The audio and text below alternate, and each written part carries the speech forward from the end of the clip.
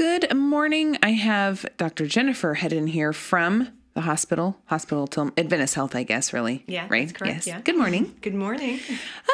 We're talking about an interesting subject today, right? Because you have a doc talk that's coming up on Tuesday. Correct. Mm-hmm. We're talking about what bugs Tillamook. Is that what it's called? The doc talk? Yes, it is.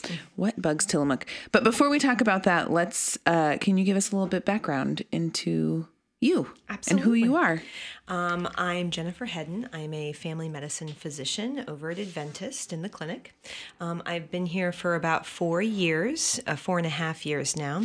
I came here straight out of residency from Michigan. Oh. I went to residency in Grand Rapids, Michigan. Mm-hmm. Is that where you're from, Michigan? No, actually, I was brought up in Texas. Oh, wow, you've lived all over. I have, yes. And very different climates, too. Very, very different climates. Yes, I've enjoyed a lot of different places. After I grew up in Texas, I went to university in Arizona at ASU. I decided to go to medical school in the Caribbean at Wow, you guys can't see what I did, but I had like big eyes. Yes, AUC. The Caribbean.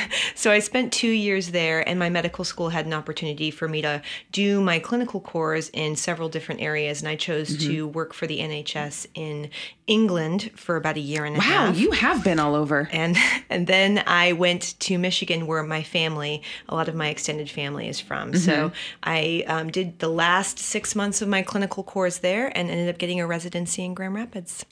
Wow.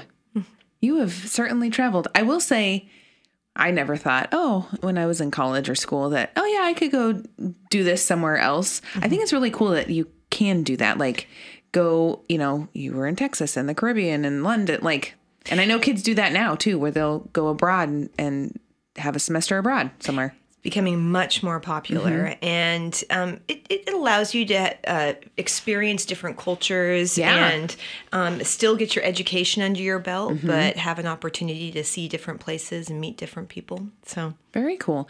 And what made you decide to move out here? Because there was a job? I mean, because honestly, that could be it. Right. Yeah. Well, actually, I was looking for places after residency to work, and my husband and I really wanted to relocate back to the Pacific Northwest.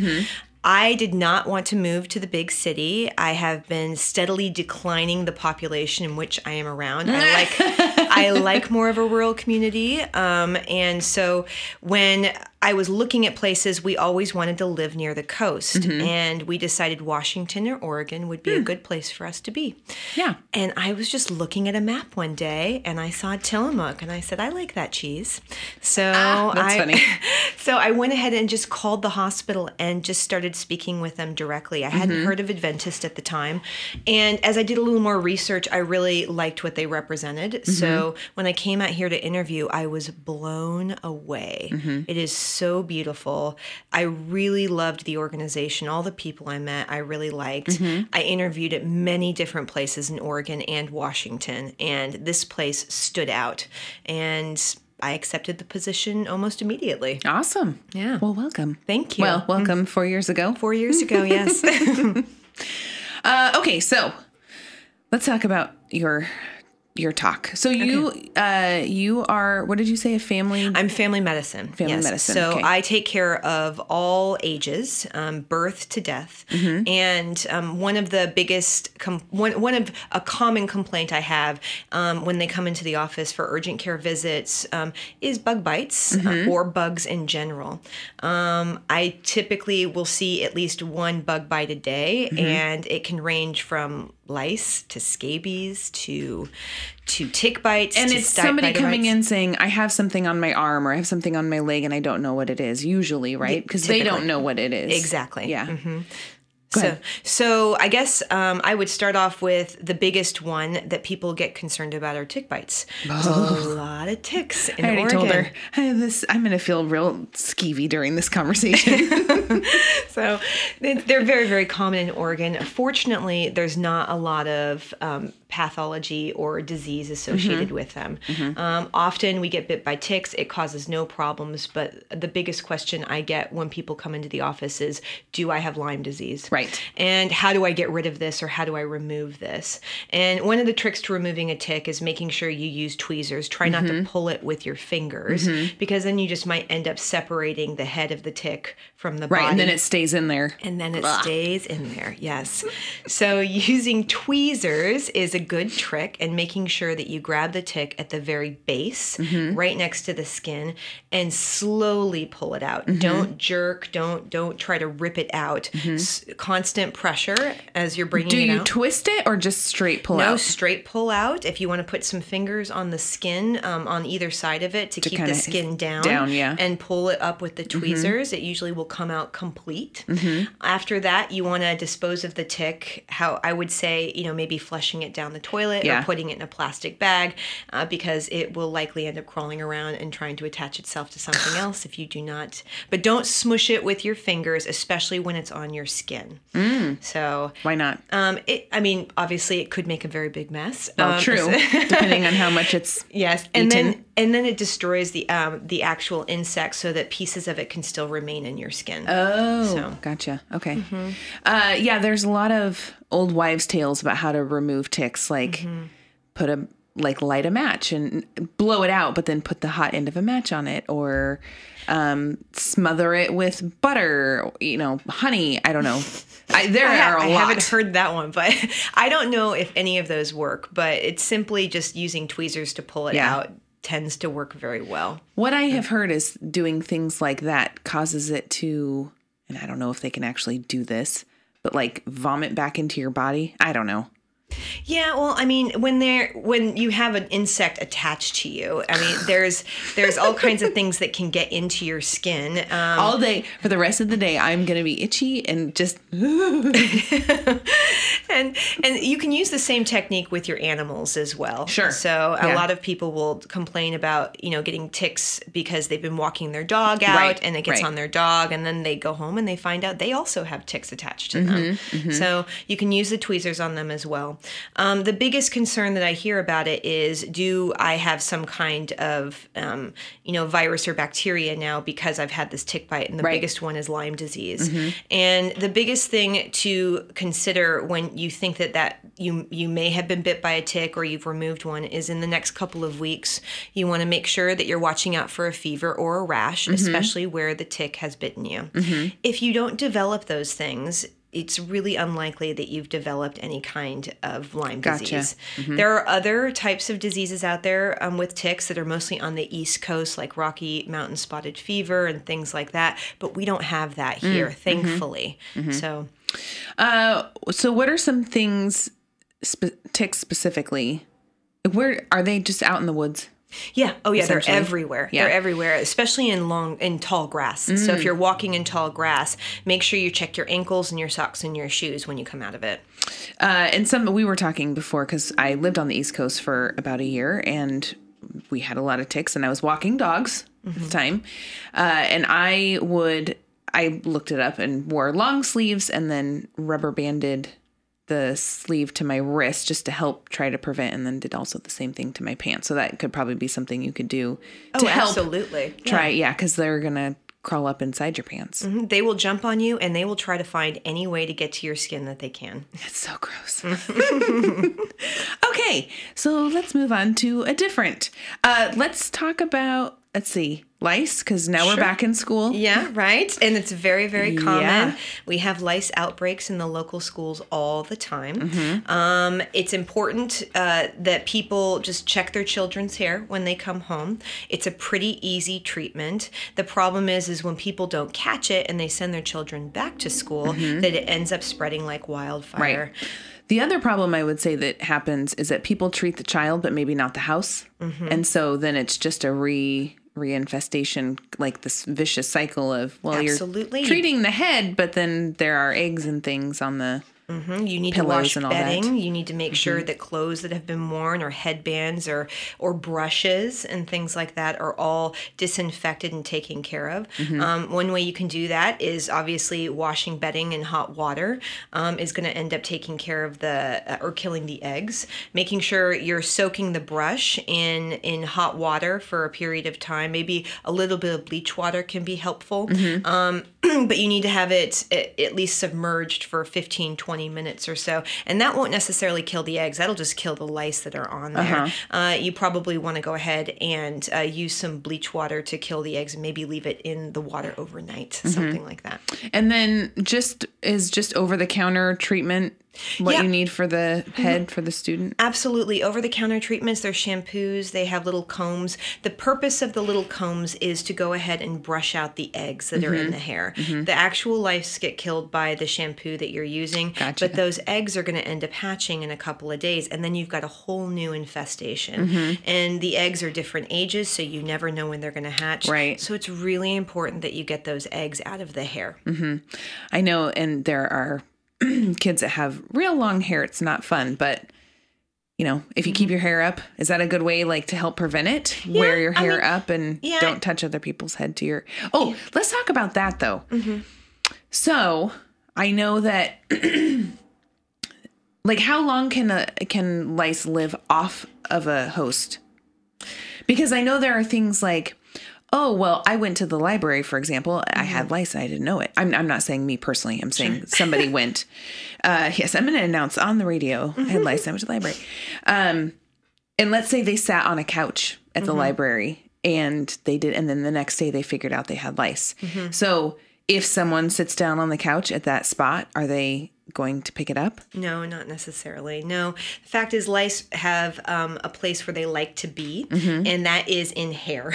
So they typically try not to, if they see an opportunity to go to another area that is natural to them, they will. So if they see another scalp or something like that, or if you're sharing hairbrushes, that's the biggest thing I find. People typically end up getting it from sharing hairbrushes, not from sitting on a piece of furniture. Right. So they're not going to remove themselves and hang out on the couch and wait for the next unsuspecting individual to come over. Plus, you're likely going to see it as well. Lice are not as small as people think. They can get pretty big. So they have they look like little bugs. You'll see them. They're not microscopic. So they typically like to avoid getting on some kind of surface where they're not in their native environment. Gotcha. Okay, I'm going to take a quick break and we're going to talk about Rosenberg's. My brain needs to stop thinking about bugs. Where do you go to find almost anything you need for home improvement? I'll tell you where, Rosenberg's. Rosenberg's has been your local connection for anything you need to build and finish your house to perfection. Carpet, cabinets, paint, electrical, plumbing, nuts and bolts, fencing, windows, doors, and so much more. All those items in one place, but that's only part of the story. What really makes Rosenberg's your stop for home improvement is their people.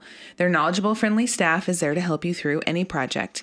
Any question from what paint you should use to how to install a new shower valve, you can get the help you need to do it right the first time. Stop by Rosenberg's today to rediscover what you've known all along. It's better to shop local and work with great people you can see every day. Build it, plumb it, wire it, paint it. Rosenberg Builder Supply, Tillamook. So I'm talking with Dr. Jennifer Hedden from Adventist Health this morning, and I don't think we mentioned, I think I mentioned you had a doc talk, but I don't think I mentioned when it was.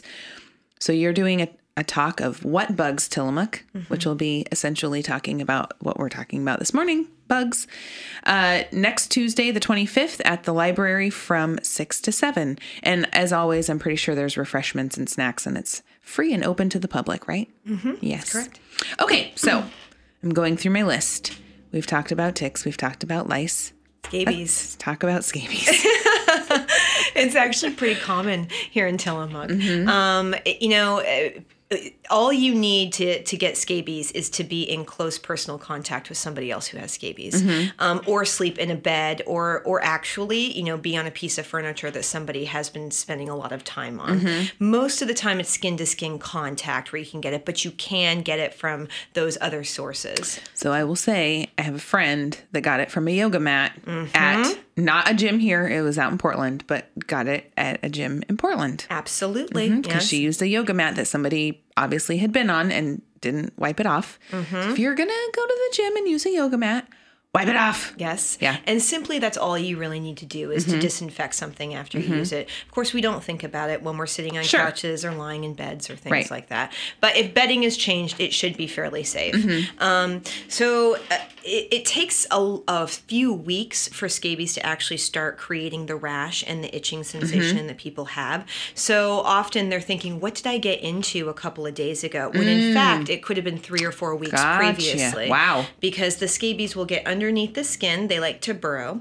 And it takes several weeks for your body to elicit an immune response, meaning your body is suddenly starting to react to them and saying, we don't like you. We want to get rid of you. Right. So it sends chemicals there to cause some inflammation. And that inflammation causes the itching sensation and the little red dots that you get on your body. Scabies can go everywhere. It typically starts on your ankles and on your hands in between your fingers, and then will move up the arms and onto the back and the stomach. Within the time that it starts to bother people, within a week or two, it will start to be very, very itchy. And the big defining factor of scabies is they're very, very itchy at night. Throughout the day, it doesn't bother them as much, but when they go to bed, that itch is so intense. And that is the most common complaint. I'll have people coming in and say, I have this rash that's driving me crazy at night. And is it just because you're not moving around, or is there something nocturnal with them? Or they're just more active, and and we don't quite understand why that is, but it just tends to cause more of that itching reaction at night. But it's defined as intense. It wakes them up at night. They wake up scratching. And then people end up scratching themselves, and then those scratch marks can get infected. So sometimes you'll have two things going on. So how are scabies treated? There's a cream that you end up putting on. We can actually sometimes see them under the microscope when patients come in. If you do a little skin scraping and put it on a microscope slide and look at it, you can see them. And that's one way of confirming, but sometimes just by looking at someone and seeing where these little burrows are, because they like to burrow. Is it like a line? Yes, the burrow is like the line. So you'll see little burrows on different, I know. I'm like so aware of everything my skin is doing right now. And so the cream is something that you do need a prescription for. It's just a once over, and you leave it on for several hours, and then you wash it off. The important part of this is it does kill the scabies, but the scabies' little bodies are still under your skin. And your body will continue to react to them for several weeks after treatment. Because it's trying to It's trying to absorb, get rid of it, yes. And but until they're completely absorbed, then you're still having reaction to it. So you'll still continue to have itching spells, and sometimes new spots pop up after the treatment. So the second most common complaint I get is the cream didn't work. Yes.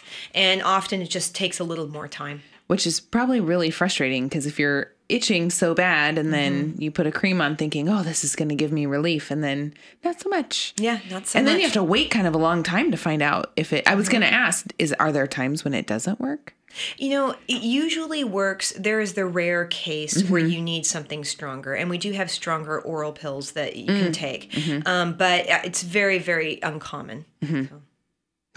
Yeah. Okay, I have to do another break, and then we're going to talk about the last topic of spider bites. Okay. Which I am not a fan of spiders, but spider bites themselves, like, I don't feel creepy about that. Just, I don't know. Do you want that vibrant, healthy look? Medical and aesthetic skincare treatments for acne, anti-aging, and rejuvenation are available at Images Medical Spa, offering top-of-the-line medical-grade skincare products, including Botox for chronic migraines, chemical peels, and more.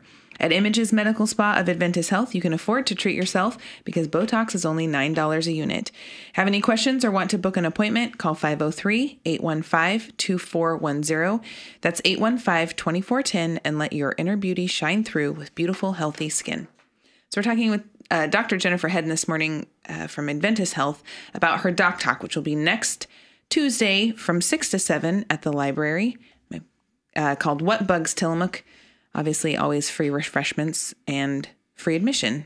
So if any of these things sound like you need more information, go listen and talk. Because I'm sure you'll have a little bit more. Oh, yes, absolutely. And I'll have visuals. I was going to say you'll put all the slides or things. Oh, lovely. I'll show you pictures. Lovely. Okay, let's talk about spider bites, because we can talk spider bites with like brown recluse and black widows, and then just regular spider bites. Well, brown recluse and black widows are really not that common. Well, okay, so they do like to hang out in wood piles. So you want to be careful when you're getting your wood for your fire. Right. But they're not as common as just regular run-of-the-mill spiders that are everywhere in Oregon. Right. And those are the ones that I actually get more visits on. I can't remember the last time I saw a brown recluse or a black widow spider bite, but I see regular spider bites all the time. And what people don't know is that spiders keep staph in their mouth, a lot of them. So when they bite you, they actually inject a bacteria. So we'll have patients who've been bitten by a spider, and it will end up becoming a big red type of bacterial infection underneath the skin, and we end up having to treat them with antibiotics for that reason. So it's very common, and sometimes they can even infect you with MRSA, which is a very specialized type of staph that requires special antibiotics to treat. So how do you know if it's a spider bite? If you have a bump and you're not sure, you can look at the top of the lesion, and usually there's two little holes instead of one little hole. And I always get the same story. I woke up with this. I did nothing. I don't remember getting stung. I don't remember getting bit. I didn't see the spider, but I woke up and this was here. There was a spider in your bed. Exactly. That does skeeve me out. Yeah. And is there really? I mean, I feel like there's not really There's not really a treatment for it, really. Not it's for like the spider bite itself. It's like a mosquito bite. It's just kind of a little itchy and gets a little red, and unless, of course, it gets infected, right? And a lot of times it's exactly that, but there is the occasion where it becomes infected, and that's when we see the patients in urgent care, and we end up having to put them on antibiotics. And is that like, okay, it keeps getting redder? Like, when should you go see a doctor if you think you have a spider bite? We all have different sensitivities to certain types of insect saliva. So some people, like mosquitoes are an example. Some people will get bit by a mosquito and it goes away in the same day. And then you'll have other people who get bit by a mosquito and it becomes huge and red and exquisitely itchy, and they have it for weeks. And spiders are the same. So it is the same concept. Sometimes people will just have a small bump and it'll go away within a day or two. And some people will have something where the redness will spread, and it can spread pretty far away from the original place where the insect bit you. I've seen it, I've seen a whole arm actually become very red from that. And that's just your body reacting to the saliva, and however strong the immune response is how strong the reaction will be. Gotcha. And there's really not anything you can do to prevent that one. Just make sure you try to keep your house spider free if you can. They're good insects. They do good things. They eat mosquitoes, which is nice, right? And other bugs. Right? So, but they're very common in Oregon, and so just making sure that if you find that there's a lot of spiders inside your house, that you take care of it. And it's interesting we're talking about this because it's becoming spider season, where they're popping up everywhere. Spider season, fly season. Now, I feel like ladybugs usually come out about this time too, but they eat the flies. So they do eat that's the a flies. plus. Yes. And crane flies are out now too. There's really nothing you can do, like you said, just kind of look around your house and kill them. But it's a little gross to know there might be one in your bed. And I am not a fan of spiders. I am a little bit more or less freaked out about them having lived here because they are everywhere. So they don't freak me out as much as they used to, but I still don't want to touch one. But somebody told me once, and it's true, you, at any given point in your life, you're within 6 feet of a spider. Because, like, think about right now. Really? We're outside. Like, the outside's right there. There could be a wall between you, but... Yeah, that's think about point. it. Yeah. And so kind of like, well, there's nothing you can really do about that. So that's just life. Dr. Jennifer Hedden is having her Doc Talk What Bugs Tillamook Tuesday, September 25th, this coming Tuesday at the Tillamook Library from 6 to 7. She's going to talk about all these lovely things and have visuals and all that fun stuff. Right? Is there anything else you want to mention or tell people to come see you. I might mention a few other things. Sure. While I'm doing my doc talk, depending on time, if I have a chance to talk about bed bugs, I think I'll bring that That's one up. funny. Too. That popped into my head when we were talking about scabies, and then I knew we needed to talk about spider bites, so I figured we weren't going to probably get to there. But yeah. Yeah, and if I can fit anything else in, I will during the doc talk. I know that, in Tillamook, we have a lot of insects, we get a lot of bites, and it's just important how to deal with them because sometimes they cause medical issues. So. Well, hey, thanks for coming in this morning. Thank you. I really appreciate it. Let's see. Monday, we will have Sierra Lauda here from the Chamber. Don't forget senior meals, 11:30 at St. Mary's by the Sea in Rockaway Beach every Monday, Wednesday, and Friday. Also noon every weekday at the Kiowanda Community Center in Pacific City, as well as the Tillamook Senior Center at 4th and Stillwell. Cost is $3 for seniors and $6.75 for everyone else. There's another showing of Tapa's fall play, God of Carnage, this weekend. This one-act play has shows tonight and tomorrow at 7 and Sunday at 2. Tickets are available at Diamond Art Jewelers, 842-7940, or at the Barn Theater Door, which is over by Les Schwab. Tomorrow is another downtown art walk in Tillamook, hosted by Art Accelerated. The art walk runs from 1 to 3 p.m. And it's Harvest Festival time. The Alder Creek Farm in Nehalem is hosting the Lower Nehalem Community Trust 16th Annual Harvest Festival, Saturday from 12 to 4. It includes a farmer's market, community booth, cider pressing, great food, wine, and beer. Also live music from the Nehalem Valley All-Stars and an NCRD Kid Zone and more. And just a heads up, we are selling raffle tickets for the Kiwanis Club of Tillamook. There are tickets for Turkey's raffle. There are only 100 tickets available for $10 each. The raffle prize is a pair of amazing seats to the November 3rd U of O versus UCLA football game. You can also purchase raffle tickets at Tillamook Motors, the Tillamook Chamber, or the THS home football games on September 28th or October 19th. Drawing will be held at the Kiwanis meeting on the 24th of October. And as a heads up, there is a home Cheesemakers football game tonight against Banks. Go out and support our local kids. Farmers Market, Tillamook tomorrow morning from 9 to 2. Nesco tomorrow morning from 9 to 1. And Pacific City Sunday morning from 10 to 2 at the South County Library. Jennifer, thanks for coming in again this morning. Thank you for having me. Yeah, and thank you, Tillamook, for listening.